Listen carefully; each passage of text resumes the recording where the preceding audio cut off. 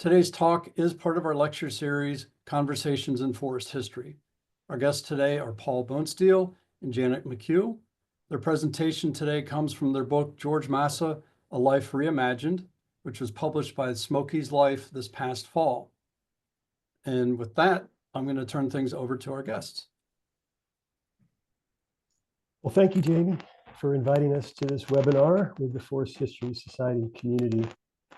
I appreciate that all of you are lovers of history and the forests and mountains and other places where we can explore and find refuge at the times when we need them, as George Masa often did. First off, a few shout outs for the concerned parties involved. Thanks to Forest History Society, obviously, we appreciate sharing the story of Masa with this community.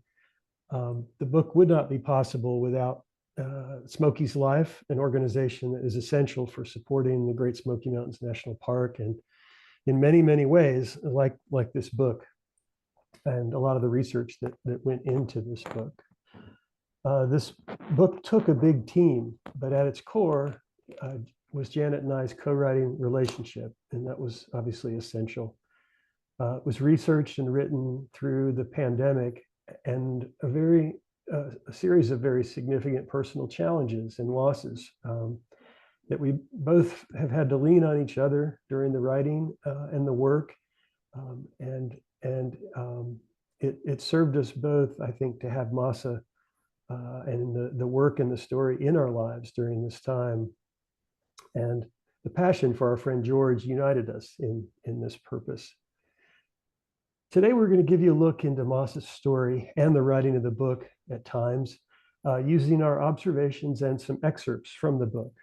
Of course, there's much more in the book itself for you to ponder and enjoy if you choose to get a copy. We hope to give you the essence of the story, and we look forward to your questions. The book evolved out of almost 25 years of my interest in Masa, an earlier film that I made, and Janet's work co-writing a book about Masa's friend, Horace Kephart. A new film about George Masa is in the works. And towards the end of the presentation, as Jamie mentioned, we're going to show a trailer for that. It's well in the works. In fact, I'm working on it every day. So Janet, take it away. Okay. Well, on January 16th, 1915, exactly 110 years ago today, George Masa launched out on an adventure today. He wrote that in his diary, in Japanese kanji characters. And in this diary, sometimes he jotted down notes in Japanese, his native tongue, and sometimes he wrote in English, his adopted language. Masa seemed to move pretty comfortably between those two worlds as he chronicled his cross-country excursion from the West Coast to the East in this little 4-inch by 3-inch faux leather diary, printed and published in Tokyo. In 2020, Paul and I embarked on our own adventure to work together to research George Masa's life. We had no idea that our adventure would take us to Japan, that we would see where Masa grew up, went to school, played baseball, and we also tracked Masa's journey from Japan to the West Coast and then to the East, discovering breadcrumbs in Seattle and Portland, San Francisco, as well as New Orleans. We had no idea that we would encounter the Ku Klux Klan in our research, no idea that the Klan targeted Masa in 1921. We had no idea that we'd find an FBI file on him related to a Bureau of Investigation probe launched in 1918 because he was a suspiciously smart and talented foreigner, and we, the United States, was on high alert during the First World War. This book has many themes, really. On one level, it's an immigrant's journey and the challenges that made it very difficult for a Japanese man in this country. It's a Horatio Alger story as Masa reaches for his own castle of success. It's a boom and bust story filled with the millionaires of the 1920s and a devastated economy in the 1930s. And it's the story of a man with a deep connection to mountains and wild places and the peace he could find there.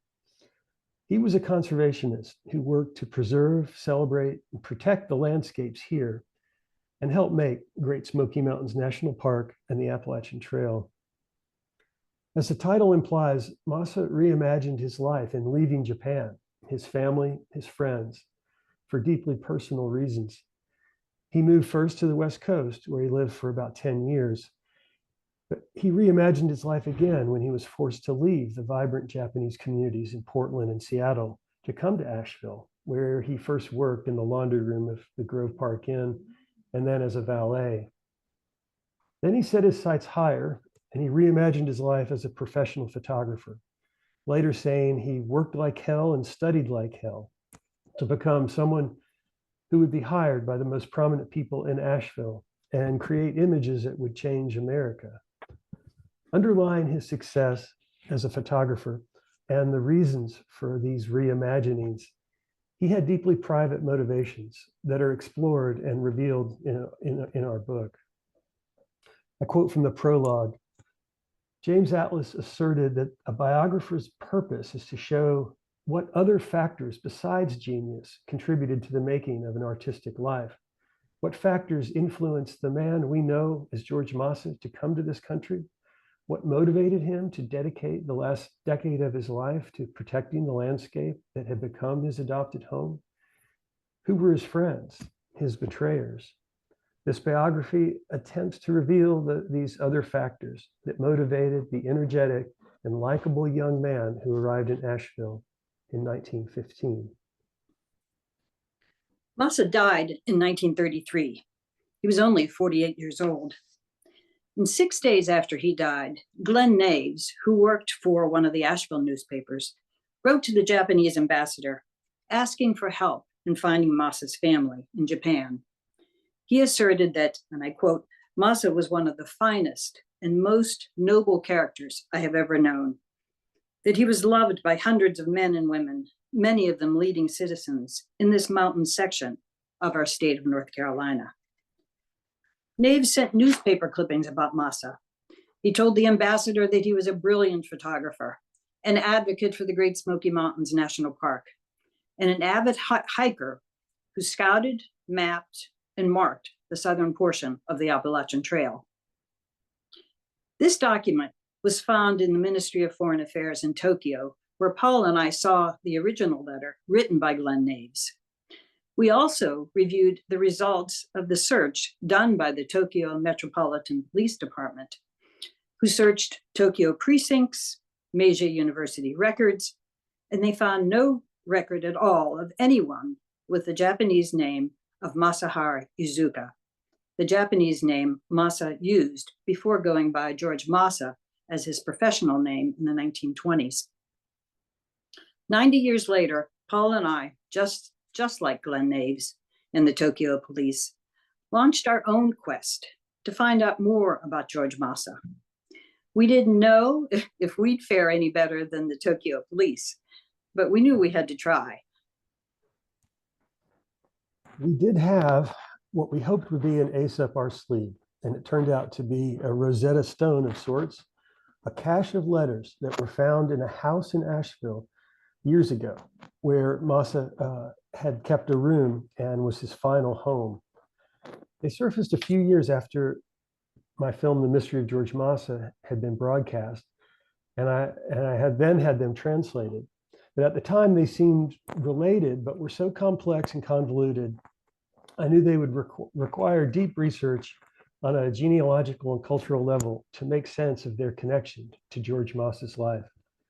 Years passed, and then we engaged in that process around 2020 when we got into the research for this book. From chapter 8, we describe it in this way. We believe these letters reveal a great deal about our subject. Working with a specialist in Japanese genealogy, Linda Harms Okazaki, and a research team in Japan, we verified the existence of people mentioned in these letters. Example, a lawyer named Fukuura and a doctor named Inoue, as well as elements of the story mentioned in the letter. As we pieced together the fragments, we began to believe that the early history of George Masa was embedded in this correspondence, embodied in a person named Shoji Endo. Our wonderful team of researchers with Japanese language skills on the West Coast and in Japan scoured miles of microfilm in the Ministry of Foreign Affairs and the National Library in Tokyo, while others on the West Coast delved into Japanese language newspapers and files in the archives in California, Portland, and Seattle. We followed the breadcrumbs and finally found the bounty. Masa's friend, Horace Kephart, wondered what had moved George Masa, a man never naturalized, to do all the work on behalf of the National Park Movement and the Appalachian Trail Initiative. He asserted that Masa deserved a monument, and Masa got that monument in Masa Knob, as well as in a tiny lichen that was recently named Masa's Dots, as well as an historic marker on the streets of Asheville. So we also wanted to answer Kephart's question in terms of what moved George Masa, as well as another question we pose in the first chapter of the book, which I'll read to you. What moves a person to leave all that they've known for something new, something different, something adventurous? The man we've come to know as George Masa had many reasons for leaving Japan and just as many rationales for his bold departure from the West Coast in 1915. But one essential element in that mix of emotions must have been hope. Hope for a new beginning, or perhaps greater success, or deeper fulfillment. Through research and through the clues found in the Japanese letters, we now know that Masa was born in 1885, the second son of a Tokyo family named Takahashi. His mother died soon after childbirth, and the child was adopted by the Endo family, who lived in the city of Shizuoka, close to Mount Fuji. As described in the Japanese letters, it was a challenging childhood for the boy, now known as Shoji Endo. He was a mediocre student in school, but he excelled at sports. The current principal of the Shizuoka High School showed us a picture of the young Shoji Endo in the school yearbook. He was a member of the Ryodo Club, a group that was filled with boys who enjoyed both literature as well as sports. It was also a great surprise to Paul and to me to find that the current principal of Shizuoka High School had spent 3 weeks in Knoxville when he was a 21-year-old and had even visited the Smokies over a weekend visit. So soon after graduating from school, Shoji Endo sailed for America in December 1904.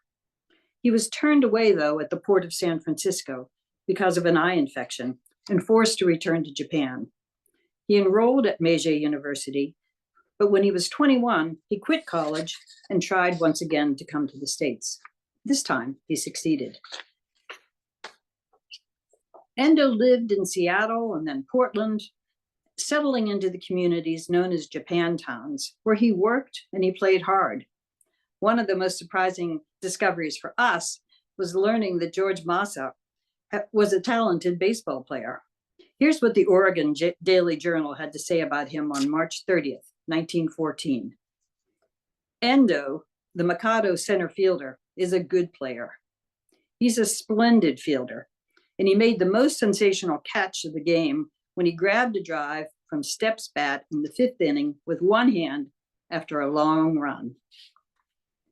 But Masa abruptly left the West Coast in 1915, moving first to New Orleans, then to Asheville. And with his journey came another name change. He would no longer be Takahashi, his birth name, no longer Shoji Endo, his adopted name. Instead, he assumed a new identity, Masahara Izuka, a name that was long thought to be his birth name. The whys and the wherefores of this name change and his move from the West Coast to the East are too complex for a simple retelling this afternoon. But this escape led to another and quite extensive reimagining of his life. Masa tried to capture these thoughts in a poem he wrote in Japanese. The translation reads, "Looking back at the way I have passed, I see rough weaves and vortexes. This is January. The fragrance of New Year sake is gone. The heavy head and the tired body, rough breathing. Here I am, 2,000 miles away southward. Chapter 8 in the book reveals many of these rough weaves and vortexes. So when our young hero, now Masa or Masaharu Iizuka, arrives in Asheville and started working at the Grove Park Inn in the laundry room, there's no question he was overqualified for the job. And he soon started a side business printing photographs for the inn's guests. His skill in photography and collection of maps made Fred Seeley, the manager, very suspicious. When Masa made plans to leave Grove Park Inn, it more than once prompted some more suspicion from Seeley and others about Masa's intentions, leading Seeley to having Masa investigated by federal agents several times. The cast here is filled with fascinating characters. The paranoid hotelier, a future Hollywood starlet, a rich Italian inventor. But as it played out, Masa was not a spy.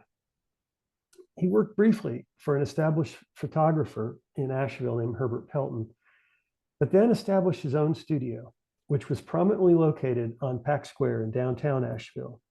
And soon he was working for both competing newspapers and virtually everyone else that was prospering during the decade of the 1920s. And he was innovating. From the start of his business, he was shooting motion pictures as well, becoming Pathé newsreel representative and showing film of notable local events in theaters and collaborating with traveling filmmakers. I'll read from the conclusion of chapter 4 here about his work as a businessman. All told, the inventory of Masa's contacts speak volumes about the complex nature of his work and the diligence it required for him to stay in business for 13 years. The craft and practice of photography and motion picture making are one thing, but the operation of a successful business for any length of time is something remarkably different. He certainly made mistakes. He took on partners who faded away. He tried to innovate, sometimes unsuccessfully, but he continued to corral his talent and his gumption into making a profit. Some have speculated that he was not interested in making money and that he only worked to allow himself time for hiking in the mountains. But this is a romantic notion that made for heroic copy about Masa, but there was much more to his professional commitments. Masa was an advocate and a conservationist. He understood the need for photography, which could be used to promote and protect the Great Smoky Mountains. His time on the West Coast had exposed him to national parks. Mount Rainier was established in 1899, Crater Lake in 1902. The tiny journal that Masa kept when he left the West Coast contained a list of the highest mountains in North America. On the West Coast, we now know his nickname was Yama, which can mean mountain in Japanese. And as captain of his Portland baseball team, he had a special training regimen. According to the newspaper, quote, "Mountain climber Endo's Mikado style of training has given the team a great advantage, and all the Japanese in the city have joined the cheering squad." Masa and his friend Horace Kephart, a writer and advocate for the Smokies, made the perfect team, combining Kephart's passionate prose with Masa's brilliant photography. Masa published and shared his photos wide and far, including sending photo albums to the First Lady, Grace Coolidge, and to the governors of North Carolina and Tennessee. He documented and highlighted the features of the mountains for Park Service leaders such as Arno Kammerer and Horace Albright. Coinciding with his efforts on behalf of the park was his commitment to the Appalachian Trail Project and the revitalization of the Carolina Mountain Club. Trail builder and leader Myron Avery relied on Masa's deep knowledge of the terrain and his map-making skills to route the southern portion of the AT through the Smokies. There's extensive correspondence along with Masa's photos in the George Mason University's archives, which documents both the partnership and the efforts that Masa made. In fact, one of those letters was a 6-page letter that Myron Avery wrote to all the Southern clubs, highlighting Masa's map-making skills, his photography, and his trailblazing. Avery wrote, quote, "George Masa has done an extraordinary piece of work." Masa also impressed the professional foresters who were committed to the establishment of the Appalachian Trail and the protection of the Smokies. J.S. Holmes, North Carolina state forester, wrote that Masa was, quote, "one of the finest assets Western North Carolina has." Similar praise came from E.B. Stone Jr., the president of the Georgia Forest Service, when he learned that Masa was working not only to establish a trail club, not only working on the Appalachian Trail, but also working to establish a trail club that would help close those gaps close the gaps on the AT throughout the Smokies. These accomplishments are George Masa's most public successes, and the accolades he receives for them are well-deserved. I'm reading now from chapter 8. The Smokies were, quote, "a project and area dear to the heart of the little genius from Japan," Masa's friend Glenn Naves explained in his 1933 letter to the ambassador. The lure of the mountains had been a constant throughout Masa's life. When he had time and money as a young man in Japan, he went mountain climbing. In his abbreviated sojourn to Colorado, he scaled Cameron Cone. The wall map in his Church Street office in downtown Asheville depicted the hundreds of trips he'd made into the Smokies in order to capture nature's spirit, the terrain, or the potential of a trail. The reporter Lola Love in the newspaper wrote, I quote her, "The map brings to his mind the beauties of the journeys which are past and unfolds before his eyes some of the wonders which he may expect on trips to come. If everything else were taken from him," he says, "there would still be contemplation and beauty enough set free by study of that map to fill all the days and to console him for whatever other losses there might have been."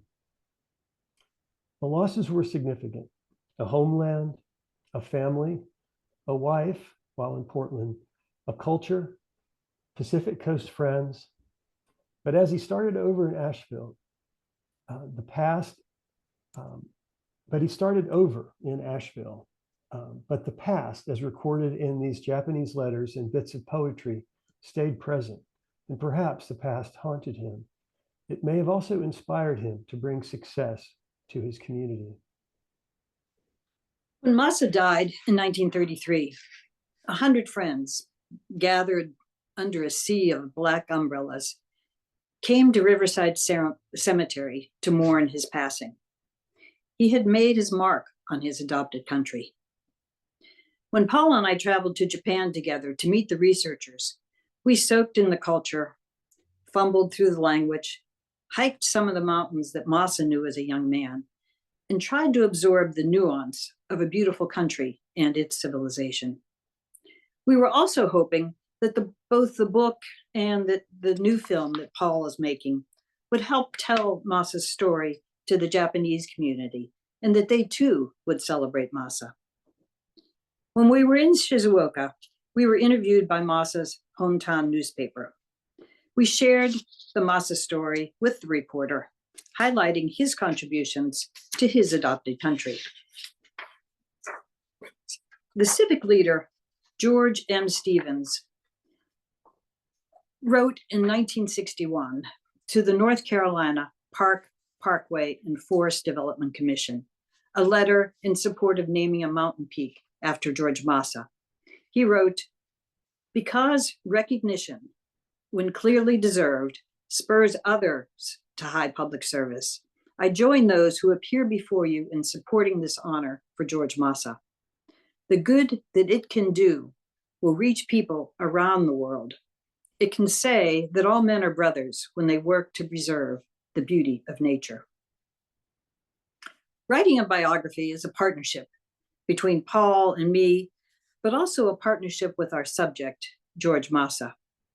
He becomes a human being whom we try and understand. We try to understand some of the decisions he made, some of the mistakes and the regrets he might have had. We don't have a great deal of his words, but the Japanese letters found after his death give us a glimpse of his inner life. We hope you will enjoy getting to know this man as much as we have. And I'd like to conclude with a section from chapter 9. Our lives are all journeys of sorts, some longer and complex, others shorter or a bit more straightforward.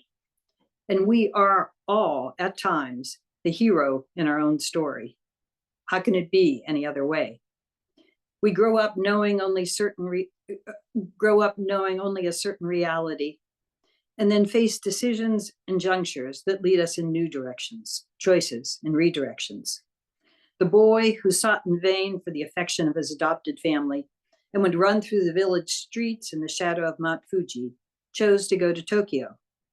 The college student who was a part-time newspaper writer chose to jump on a ship and head to the United States, not once, but twice, hoping for a new life of fortune or fun or simply his own life. The self-assured playboy who had just settled down made a choice that he thought was a good one, but it was not. He then symbolically ended his life and launched out on another adventure. He pushed forward into every opportunity he could find in this new life, only looking back a few times that we are aware of.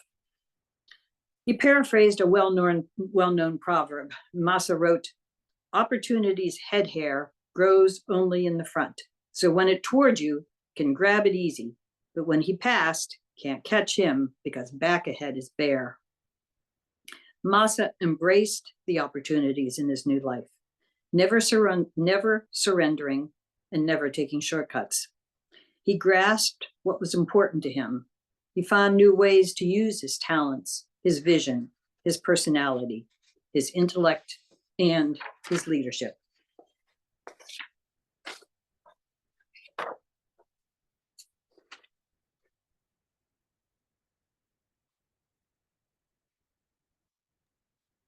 Paul, you're muted. Sorry about that, y'all. The slide that you see right now are some of the archives that provided images for the presentation you see today, but they also provided much of the information and partnered in many ways with us on research for the book itself. And as you historians in the crowd know, and lovers of history, a good archive is so valuable. And like the Forest History Society and the resources that they can provide people in writing stories and telling stories and doing research, it's invaluable. So we thank them all.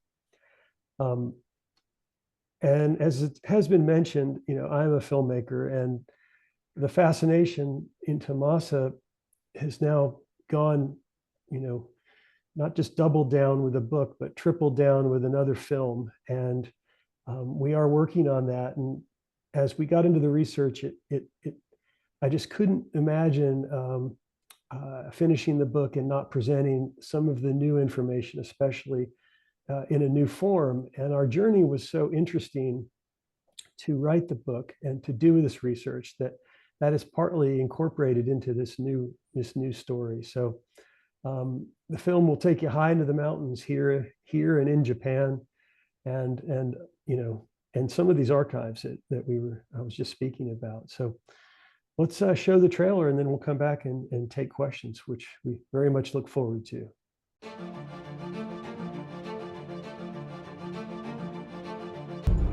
In the summer of 1915, a young Japanese man arrived in Asheville, North Carolina, quickly moving from laundry work to becoming a brilliant photographer. Using his images, trail exploring, and deeply personal ambition to become a passionate advocate for conservation, helping to make Great Smoky Mountains National Park and the Appalachian Trail. Filmmaker Paul Bonesteel has researched the photographer for 25 years, making the documentary The Mystery of George Masa in 2002, leading to widespread interest, including a tribute by President Obama. That's what Horace Kephart George Masa did. It is a wonderful story. But even with this attention, mysteries remained, and his true identity was unknown. Then a small cache of Masa's letters, written in Japanese, were discovered. With these cryptic documents as a key, Bonesteel and writer and researcher Janet McCue launched a new research effort with an international team, finally unlocking who Masa really was for a book biography in September 2024, and a Life Reimagined documentary film in 2025. In Asheville, Masa faced cultural collisions, suspicion, and intimidation by powerful forces, but achieves remarkable success and ultimately finds his clarity of purpose half a world away from his home. Fueled by Masa's stunning photography, striking cinematography, and anime recreations, A Life Reimagined tells an empowering immigrant story from a village in Japan to the Pacific Northwest, and then in the Blue Ridge and Smoky Mountains. The film thrives on the captivating interviews and cinema verite moments with a diverse cast of storytellers who have all succumbed to the allure of Masa. George Masa died in 1933, leaving behind thousands of photographs and just as many questions. But the full story, his true story, has never been told, because it was never fully known until now. A Life Reimagined, the George Masa story.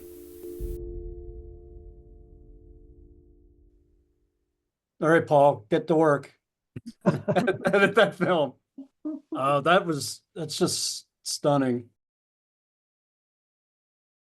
For the anonymous attendee who just gave us a question, they ask, what are your thoughts on updating the name on the North Carolina historical marker?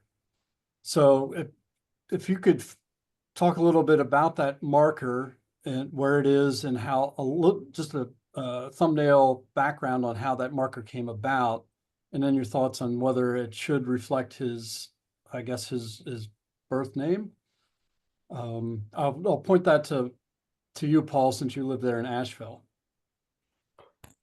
Yeah, that's on the things to do list. It needs to happen. We were in an awkward position, frankly. That wonderful marker came about in 2022, where we had gotten pretty deep into the research and writing of the book, but we had not conclusively determined that Shoji Indo, Shoji Takahashi, was Masaharu Iizuka and then George Masa. If you can keep up with all those names, good for you, because it's pretty challenging. We knew that there was a likelihood, but again, the translations, and I think what I just, might be missed in the presentation we just gave, was these letters were very far from straightforward. And so they were written by George Masa. We were certain of that, but the way he wrote them, he was describing the life of another person. And we weren't sure if that other person, meaning Yama or Shoji Indo, was actually George Masa or someone else who he was very good friends with. So that is described in the book, and it's going to be described in the film a bit more maybe, but we ended up having a lot of reasons we now have confidence in that. But photographic analysis of photographs of Shoji Indo as a baseball player compared against George Masa's face, and all the there's a woman who has a facial recognition company that is specifically for this kind of thing, confirmed with us that the two were the same. That was that with other research. So, but all of that didn't happen until the year or so after the marker went up. And the way the marker presentation of the whole thing came together it took a good year or more of, and even that was fast tracked. Wonderful historian and writer Bill Hart was behind that as well, as a group of us. And so by the time they had actually cast the thing in metal, we didn't have the evidence to make that argument, or it wasn't strong enough to change it. In retrospect, I wish we would have said not born Masuharu Iizuka, but maybe known as, or there might have been a way to nuance it better, make it last a little longer, but it should be changed.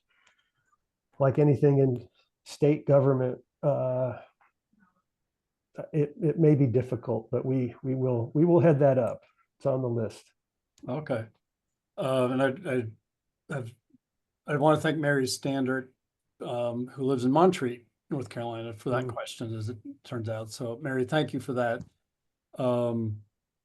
Rob Shepard asks, and I'll actually start with Janet, because I'm curious to get your take on what you think is unique about George's photos, and what is it that you think he revealed through his eyes and camera lens. So Janet, I'll start with you, and then we'll pose the same questions to Paul. Good, because Paul's the photographer. I got a D in art in second grade, so I might not be the best expert there. But I think we have to. I was recently in Gatlinburg, and when you think of the Smokies, you think of all these towns that lead into the Smokies. But if we pull ourselves back to the 1920s, that's not what the world looked like. And not many people, other than locals or avid hikers, actually knew the Smokies. And I think from my perspective, what Masa did was show us the extraordinary beauty and the striking features of the Smokies. I mean, it was an unknown world, and Mather, the director of the National Park Service, knew that people needed to understand what a place looked like before they could advocate for its preservation. So he was very committed to making sure that those visual images, I mean, Kephart could write his words, but it was Masa's photos that really gave you that invitation to explore with him. And he was not at all, just a casual photographer, as Lola Love reported, as Avery reported, as all of the folks who knew what effort it took for him to get those photographs. He could be in the Smokies for a week at a time, trying to get that that beautiful photograph. And anybody who's been in the Smokies knows that it's always raining, or that it's always cloud cover. So that's not an easy task. When Ansel Adams came to the Smokies to do some photographs, he said that the Smokies were devilishly difficult to photograph, and only 4 of the images that he took were actually ever published. So the fact that we have so many of Masa's photos, and we know that he took a heck of a lot more, shows just his skill and his determination to capture the beauty that he saw before him. And patience too. And patience, extraordinary patience. So, Paul, one of the things that strikes me about Masa's photos is the tones. He's working in black and white, or at least not color, but there's sepia tone.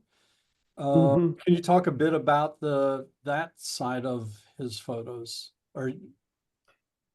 Yeah, I mean, first off, I still think Janet's second grade art teacher was cruel to give her a D in art. I mean, let's be real here. That's not deserved for any second grader, but it's true though.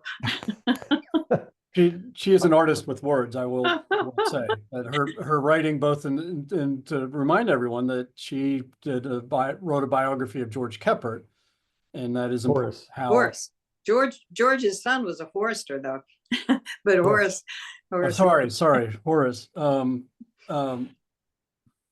So back to that is how the two of you came together. So yeah, we'll we'll erase that. We'll revise that grade upwards based on her writing. You could write an artist statement, is I guess what I'm saying. But I'm sorry. Thank you. Yeah, no, I think one of the things that the points that have been made to me about the technology that Masa was using was, you know, in the 20s and early 30s, he was actually using at that time, not really dated, but older technology. The 8x10 negatives were so large, and they did require exceptional timing for a good exposure. And I think for my, you know, I won't call myself a highly skilled professional photographer, but he had excellent timing, and he's doing, you know, he's making those settings himself based on his instinctual feeling about the speed of the film he's using, the lens, the light, you know, all these things which we take for granted now on our phones or on our SLRs or whatever. I think that's where Masa's work really astounds me. And looking at other photographs of the era, there were other people who were good photographers at the time, absolutely. But Masa was in the top, you know, 2% of them in terms of like how he made his image. He didn't spend days in the darkroom exposing his prints like Ansel Adams would do, you know, decades later, to high art, you know, degree of dodging and shading things for effect. But he did care a lot about how he printed his work, and it's clear that there was no question there was a trend or at the time for the sepia shading, which gave, you know, it does accentuate the grayscale, if you will. You tend to feel it a little more three-dimensionally when it has that have that tone. Now, he also experimented and delivered hand-colored, not just postcards, but prints that he had painted himself, and had other people on his staff occasionally do that. It wasn't a highly, you know, common kind of delivery. And there is evidence that he was shooting in color photography, but we have no examples of that. There are no prints in color. So he mentions wanting to shoot color plates in the fall a couple times and for certain flowers, and they don't exist. And I'm sure it was much more complicated to print those. And it was, again, fairly uncommon. So his curiosity with the camera, I mean, he obviously hiked further than your average photographer, and that made him very unique during the time. He cared more, and he went higher, farther, you know, deeper into the woods to get the images. That separated him a lot. But he also had a curiosity. He had a fascination for the Cherokee. He had a fascination for the locals and the waterfalls and the rivers, and you know, he wanted to explore, you know, and that's why the study of the map, you know, I think says so much about him. He could be happy just looking at that map because he's been there, and he can imagine, and he can look at the contours and the, you know, and he can go there in his mind. You know, he had that imagination. So it's a you know, phenomenal person, very fascinating to me, obviously.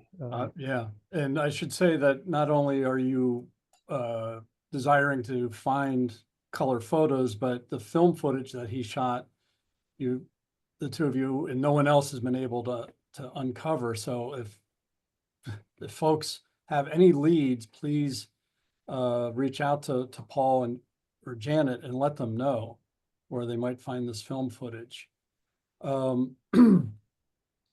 A couple of folks are asking about, you know, are some of these photos included in the book, or where might they find photos online to look at? Well, Jan, pretty healthy Paul, you photo. started to answer, so go ahead. Yeah, the book has we have, I don't know, 50 or so photos in the book. It's not a coffee table size, though, you know, it's kind of biography size, but some, oops, hold on, focus. full page, in some cases that are very nicely printed. I got an email just yesterday, someone asking me, how can Masa's photos be reprinted for, home enjoyment, mounting, and, in the Ansel Adams sort of mindset. And there's really no formal institution doing that, partly because the photos themselves are spread out in a dozen or more different institutions that have gathered them together in various ways, and then in private hands that just haven't turned over into institutions yet. But some of the places that, they are available, and you can get a digital file, and you could have that printed yourself. They're in the public domain. It's strange, but he had no family here, and the family he did have that survived him in Japan didn't know of his passing for years, if ever, and had no concerns about his estate, so to speak, here in the United States. So nothing was done to, preserve those copyrights. Yes. So Just one other thing or two other things I wanted to mention. Western Sure. Carolina is doing an exhibit starting this month on Masa and his photography, and they have quite an extensive collection. But there's also a woman named Angela Whitmire who's created a virtual database of Masa images. And as Paul mentioned, there's so many institutions that have, the holdings are scattered in terms of his photographs. I mean, Buncombe County Public Library has a wonderful collection. Western North Carolina does as well. There's some at George Mason University, as I mentioned. There's actually some at Cornell, where I am. But Angela has gathered all of those instances that she can find, as well as things that were published in various magazines, and created surrogates with information. She has a database called George Masa database. I put the link in. Okay, great. Yep. In the chat, George Masa photo database, and you can't access. You can see them. You can't download those and print those, but it could also lead you to the institution that holds it, and you can just enjoy the crazy diversity beyond what we show in the book. He photographed everything because he was, paying the bills, and but in those that wide variety, you see the craftsmanship, you see the curiosity, you continue to see his eye, which is not. He doesn't try to exaggerate things, in a way. He's very much a straightforward documentary photographer, but with as some people have described, a Japanese sensibility where there's no dominant thing in the frame, quite like we tend to emphasize here in the West, so to speak. Where there's the giant thing in the foreground. His proportions are part of his art, I think, or his balance. So you'll see those on the database, and she has done a wonderful job of drawing all these together into one place, so you can see the extent of his work. And we're still adding all the time. And next week we're actually going over to Highlands, North Carolina, where a new collection of photographs were found. Many of which we've seen before, but there are new ones there that we have never seen before, that I've got a preview of it already, but there's some new books they want us to go through. And so, it's fun and crazy, but we are finding new photos of his work all the time. So Janet, was he self-taught? Did he apprentice with somebody to learn photography? How did George come to this? I wish we knew the answer to that, Okay. Jamie. We really don't. And we do know that he did some photography on the, when he came to the States on the West Coast. We do know that he had a book. He wrote away to a school of photography in Illinois in 1915, because we have, in that little diary that we have, he had the address, and we also have some letters that the school wrote saying, we'd enjoy your application. And here are some books that we use in the class. So we know early on in 1915, he had a strong interest in photography. But, as far as we can tell, certainly after 1915, we don't know that he took any courses. He was active in his professional organization as well. The various photography associations met in Asheville, and he was there. Sometimes I think he had an office, an official as an officer of one of those clubs. So I think mostly self-taught, and as Paul mentioned, he kept honing his skills. It's sort of amazing to me when I think of, he came to Asheville to work as an ironing man. He was trained in a establishment down in Asheville, to learn how to iron and press clothes.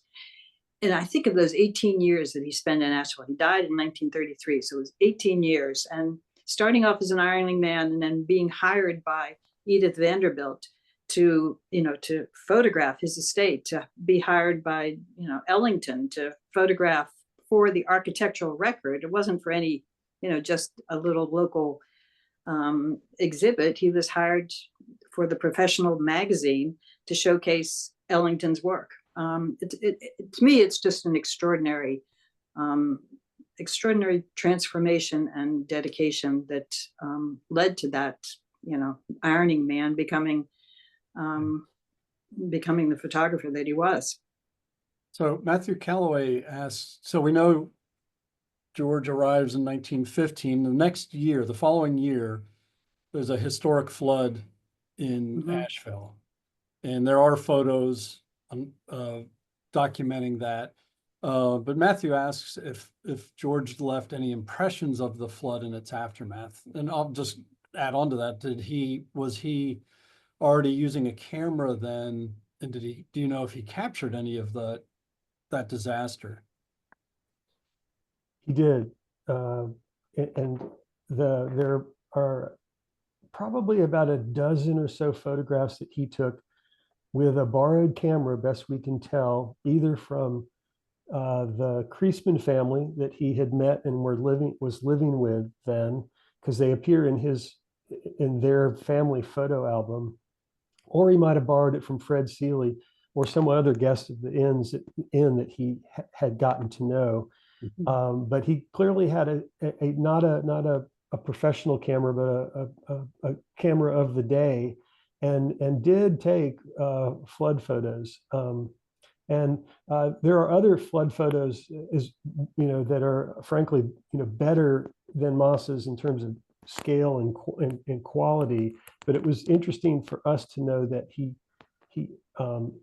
gravitated towards that event and saw the scope and his instincts were to shoot it, and that it just is consistent with who he was. So they're at PAC, Buncombe County Special Collections, and actually have a short segment in the film that reflects his photography on that flood, with obviously what we've been through here in the last 3 months ago. And obviously the events were very similar. The most recent event more damaging and higher water, obviously. So which I never thought we'd see. That flood of 16 was always sort of mythical, like, oh, that'll never happen again, right? Well, it did. Yeah, Mother Nature is very humbling in that way. And so Mark Fiji asks, and I really like this question: how does Masa's story change our understanding of national park and wilderness history in general. So in a way, he messes up the traditional narrative of wealthy white people leading the charge to create national parks and national forests, for that matter. How does George's life story and the fact that he's a Japanese immigrant change our understanding of the history of national parks and wilderness? Janet, I'll pose that to you because you. That's a wonderful question, and it's sort of, it pulls me back to the George Stevens letter, that 1961 letter, when he says that because recognition, when clearly deserved, spurs other to high public service, the good that it can do will reach people around the world. It can say that all men are brothers when they work to preserve the beauty of nature. I think that's I think that's what George Masa makes us do. There was an interesting article maybe 2 years ago in the Washington Post of sort of unsung heroes of our national parks. And, sometimes we gravitate toward the rich and famous. And this piece brought out some faces and some voices of people whom I had never heard of, and their role in protecting a natural area. And I think, sometimes our narratives not sometimes, often our narratives are lopsided, and we forget that it took a Japanese immigrant who was as we say, targeted by the Ku Klux Klan, reported to the FBI, all these things, and yet he never became embittered.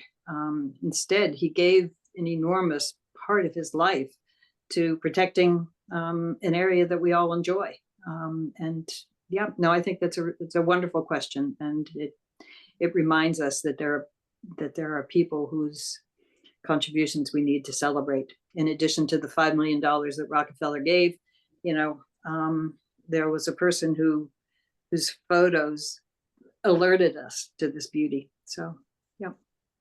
And we'll kind of finish with this, but it's a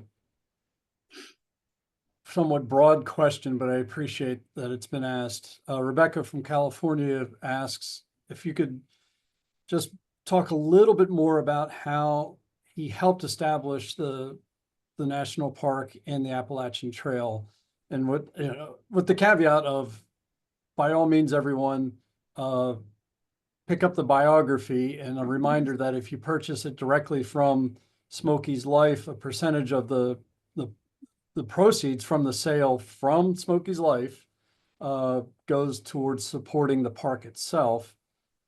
Next step is your local bookstore, if you want to handle it that way. But that said, Paul, if you want to share with us a little bit, I'll just, if you could talk about the national park side, and then Janet, if you want to talk a little bit about the Appalachian Trail side of his contributions. As Janet mentioned earlier, that everything is time and place specific, as how you can affect history, how you can affect change. The techniques are different, but or the process. We know that there was debate about if and where a national park in the East was going to break ground, so to speak, or be created. I think what's fascinating, what he actually did, if we want to, just try to put up a scoreboard, his passion and his enthusiasm as an outsider, as a foreigner, it did speak and influence some of the players involved that might not have appreciated the special thing that we have in Great Smoky Mountains National Park area, right? That, the fact that, Kephart certainly aided his appreciation for the uniqueness of that section. And they talked a lot about sections then. There was the Linville Gorge section, there was the Grandfather Mountain section, there was the Asheville section. And, it was funny that, how they termed it, but I understand why. Even, Chimney Rock area was a very notable, spot during those years as a grand destination. But the photography that he contributed was super important. But once the movement started, he and Kephart and a few others really got into solving the need of both the mapping and the nomenclature committee, and naming and putting down on paper and doing the diligence that was required to have confidence in those names. We all know that sensitivity and the importance of naming something, a street, a mountain, a river. It's contentious and it's complicated. And they were trying to name the creeks, the coves, the peaks, the knobs, the ridges, and the watersheds and everything there, like commit a name to it. That was hard work. So, aside from the political lobbying that he did with the photographs, yes, and there were other photographers doing it too, no question about it, who had a similar passion. But as the process wore on, his passion for that began to, as noted both in the book and in the excerpts that people began to really appreciate his enthusiasm and his effort, because many of these places had never been seen before. When you're up at Charlie's Bunyan and you look out over really the crest of the Smokies and you see Mount LeConte over there and you see what became Mount Cameron to the right, you're in the middle of a very spectacular place, and his photos, did it justice. And that's how that, won the cause. And obviously it was convenient that it was right on the North Carolina and Tennessee border. Both states could share in the national park, and that was significant as well. And Janet, how about the Appalachian Trail? Yeah, I just pulled up the book to pull up a couple excerpts. And I guess for the Appalachian Trail, I would say two things. One, he revitalized a hiking club that had sort of, well, not that, according to others, had become moribund. I mean, that was how the club was described. So he was urged, and he was urged by Perkins, the head of the ATC, as well as Avery when he took over, to establish this club to be able to help in order to be able to help route the trail through the southern portion of its route. And I just pulled these two quotes up here. One is about the Carolina Mountain Club, and the other one is about George. But they said the Carolina Mountain Club was extremely active in getting unfinished segments of the Appalachian Trail routed, marked, measured, and maintained in North Carolina. During the club's first year of existence, the club scouted, measured, and marked 29.2 miles of the Appalachian Trail from Devil's Fork Gap on the Tennessee border to Hot Springs, North Carolina, 31.6 miles from Hot Springs to Waterville, and 43.5 miles from Nantahala Station to Rich Knob on the Georgia border. And later in this chapter, we say that this is again what Avery said. George Masa has done an extraordinary piece of work in going over the route to demonstrate the existence of trail all the way. He has even measured it and prepared trail data. I'm asking him to exhibit the maps showing this route and his photos, particularly from Abald, from Bushnell to High Rocks. It's 9.2 miles from Bushnell to Westner, 17 miles, etc. I think he was credited with the northern route of the Appalachian Trail and the middle area that the Potomac Club had taken care of.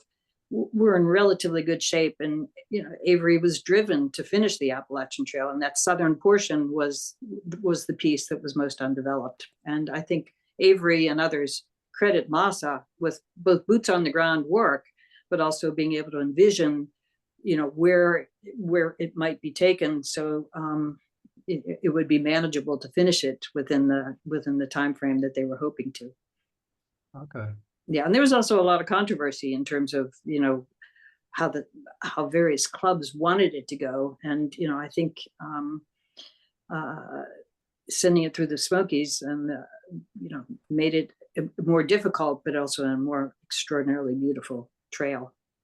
So, Well, thank you both. Janet and Paul, I really, really appreciate it. Thank you.